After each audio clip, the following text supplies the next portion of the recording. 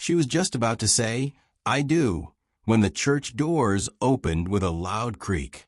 Every head in the room turned.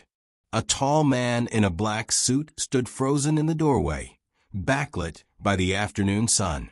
His face was pale, his hair slightly unkempt, and in his hand was a folded letter, worn at the edges, stained by what looked like tears.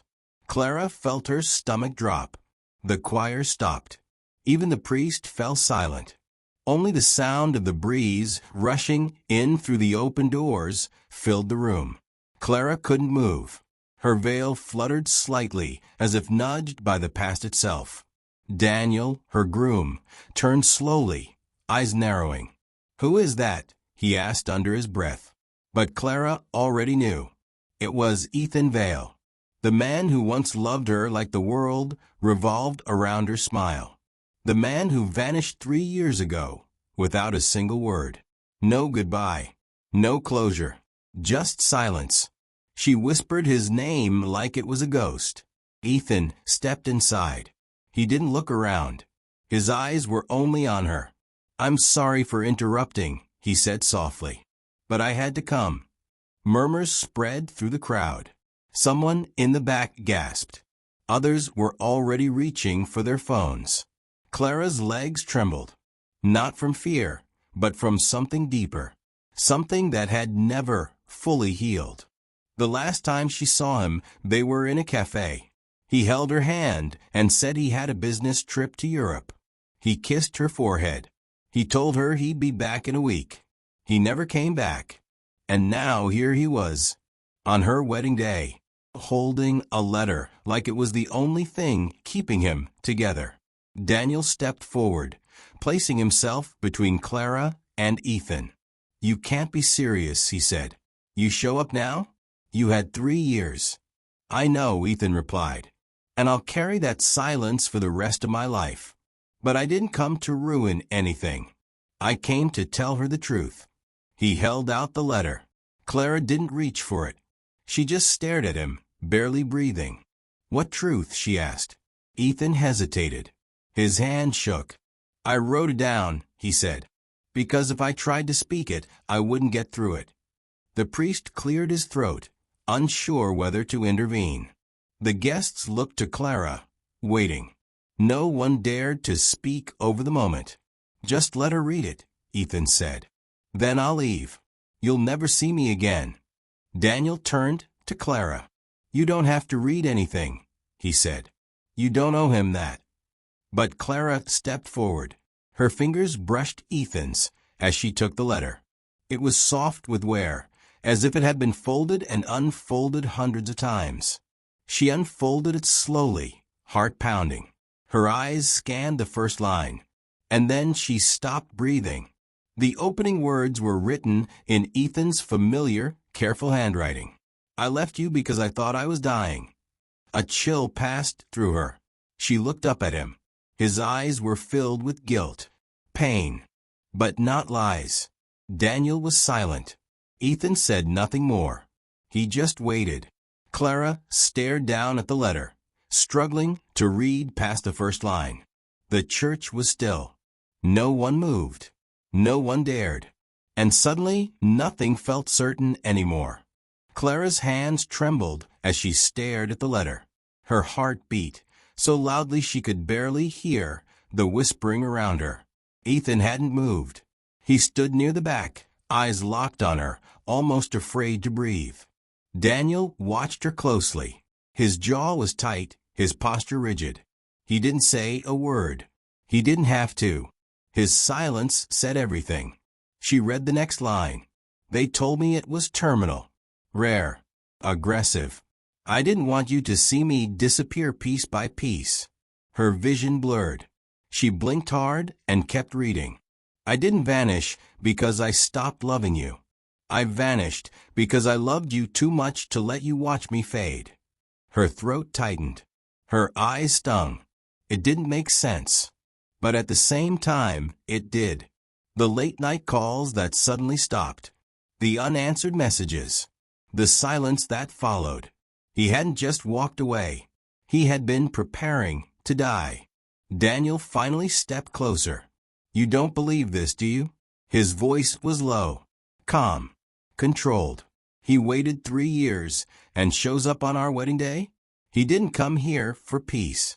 He came here for you. Clara looked at him. She opened her mouth to speak, but nothing came out. Ethan finally moved. Slowly, carefully, like he knew every step might push the moment too far. I didn't expect to be here, he said. I wrote that letter a year ago. I wasn't supposed to survive, but I did. And I stayed away because I thought you deserved peace. Then why come now? Daniel asked, voice sharper now. Ethan didn't flinch. Because peace built on a lie doesn't last. The room remained silent. Guests didn't dare shift in their seats. Some were watching Clara. Others were watching the letter in her hands. Everyone felt the weight of something sacred and broken hovering in the air. Clara stepped back, needing distance. From both of them. From the moment. She walked to the front pew and sat down. Still holding the letter. Still reading. I wanted to reach out when I got better. But by then, I saw you had moved on. You looked happy. He seemed good to you. I thought I'd be selfish to say anything. Her fingers tightened around the paper. But when I saw the wedding announcement in the paper, I couldn't stay silent anymore. Not if there was even the smallest chance you still wondered why I disappeared. Clara looked up again. Her voice was barely above a whisper. I thought you just stopped loving me. Ethan's expression broke. No, that never happened. Daniel stepped forward again, more firmly this time. You had years to say something. She rebuilt her life from your silence. You don't get to come back the day she moves forward. Clara stood again, folding the letter quietly. The room felt colder now, as if a storm was waiting just outside. I don't know what to think right now, she said softly. But I need time. Daniel turned away, jaw clenched. Ethan lowered his head, accepting her words without resistance. She walked past both of them and toward the side doors of the church. No one followed. No one dared. Not yet.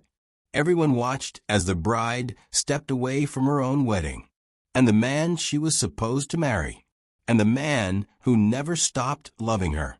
Clara stood alone in the side hallway, her back pressed gently against the wall.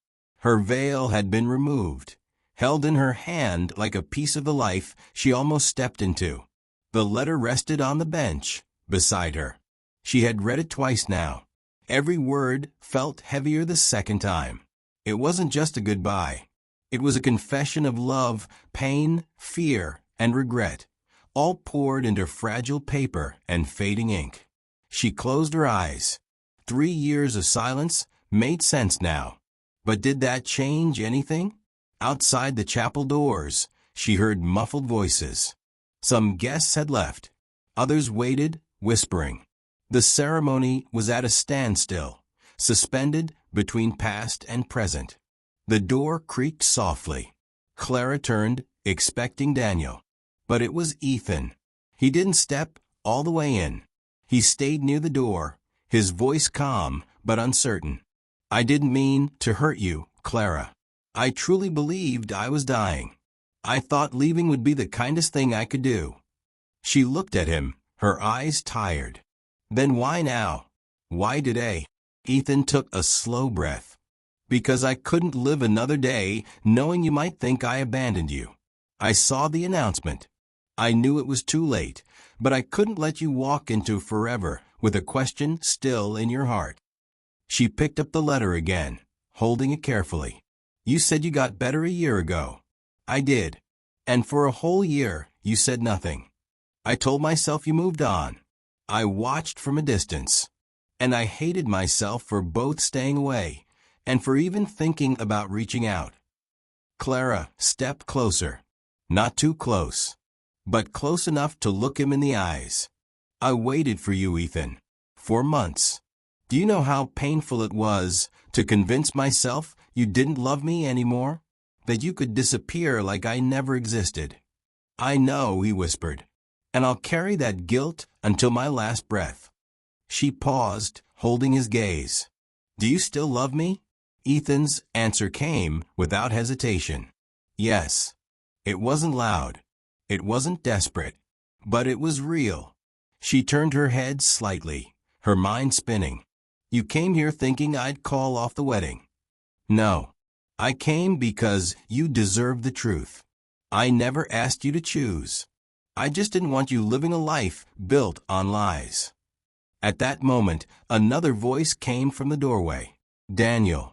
He had heard everything. His expression wasn't angry. It was controlled. But his eyes held something deeper. Not rage.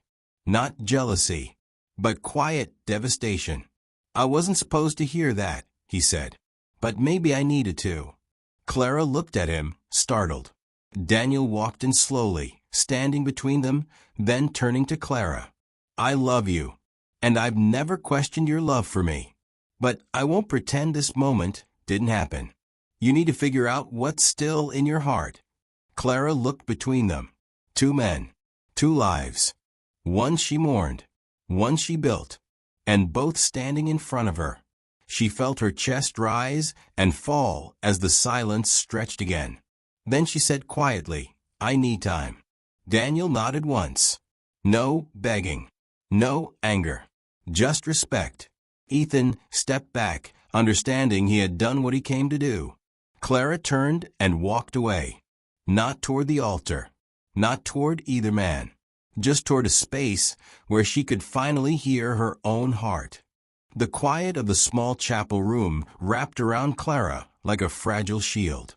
She sat alone, the letter still clutched in her hands, the words blurring through tears she tried to hold back. Ethan's confession echoed in her mind, each line unraveling memories she had tried to tuck away.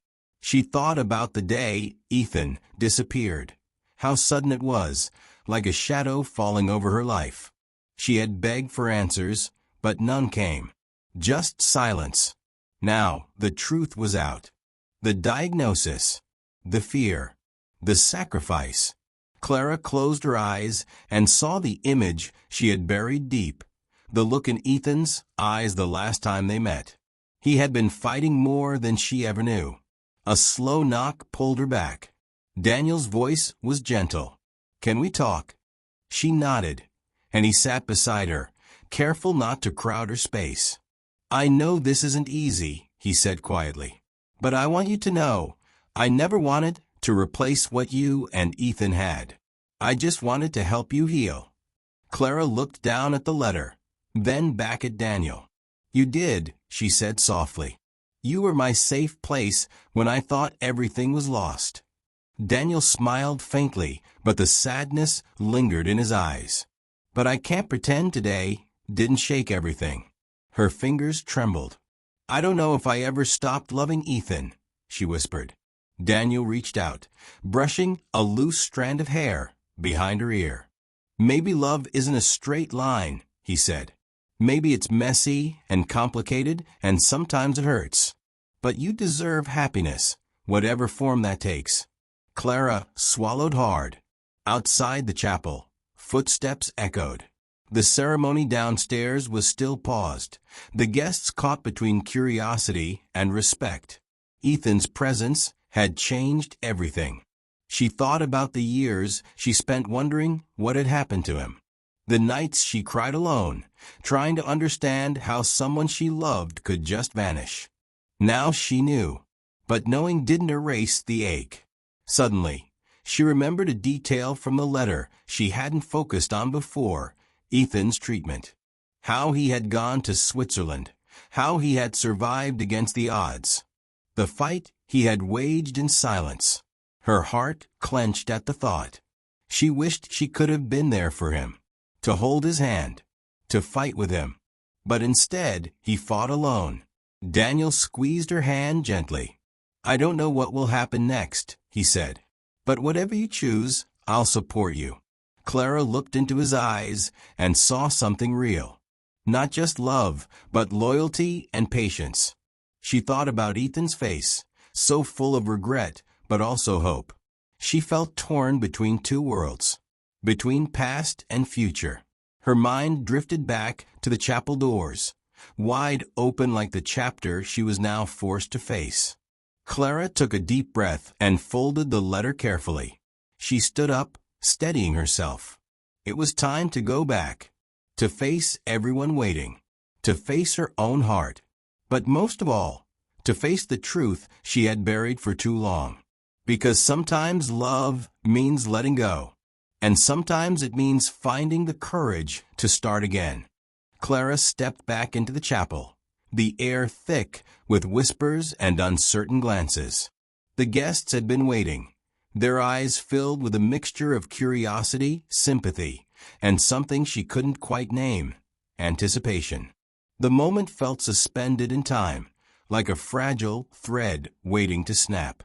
Daniel stood near the altar, his expression guarded but open. When Clara's eyes met his, she saw the flicker of hope mingled with worry. She took a steadying breath and moved forward, every step heavier than the last. At the front, Ethan watched quietly, his eyes still fixed on her. There was no anger in his gaze, only a deep, aching regret. Clara cleared her throat. "I need to say something," she began, her voice steady but soft. "I know today was supposed to be about a new beginning, a promise of forever. But life has other plans." She looked down at the letter she held, then back up at the crowd. 3 years ago, Ethan disappeared because he was fighting a battle none of us knew about. He left because he thought it was the only way to protect me. A hush fell over the room. I spent years trying to move on, believing I was alone. But the truth is, I never stopped loving him. She glanced at Ethan, who gave a small, almost imperceptible nod. But I also found love again with Daniel. He stood by me when I thought there was nothing left to hold on to. He helped me heal. Her eyes moved to Daniel, who offered a reassuring smile. This day was meant to be my wedding day, a day of joy and new beginnings. And while I'm still trying to understand what my heart wants, I realize now that love isn't simple. Clara took a deep breath, feeling the weight of every eye in the room. It's complicated. It's messy. It can break you and build you at the same time. She paused, letting the words settle. I can't promise what will happen next. I can't promise who I'll choose. But I can promise to be honest, with myself, with both of them, and with all of you. Daniel stepped forward, his voice calm. Whatever happens, Clara, we'll face it together. Ethan took a hesitant step closer. I'm here to stay honest too. No more silence. Clara's heart raced. The future was uncertain. But for the first time in a long time, she felt something else. Hope. The ceremony didn't continue that day. The guests slowly began to leave, some offering quiet words of support, others simply watching as the three stood together in a fragile peace. Later, Clara sat with Daniel and Ethan, the three of them sharing stories, tears, and laughter. It was the start of something new, a story still being written. In the end, love wasn't about perfect endings. It was about truth, courage, and the willingness to keep going, no matter what. The days that followed were quiet, but inside Clara's heart, a storm raged. She had never imagined her wedding day would end this way, torn between two men, two loves, two very different futures. Ethan reached out carefully, giving her space but never leaving her side.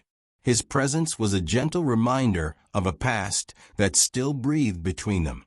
He shared stories of the battles he fought alone, the nights he spent afraid to lose everything, not just his life, but her too.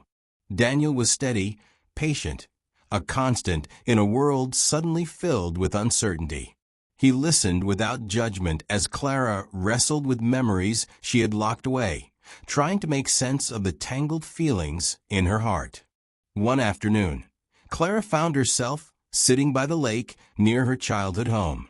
The cool breeze whispered through the trees, carrying with it the scent of summer and old dreams. She opened the letter again, not to reread the words, but to remember the man who wrote them.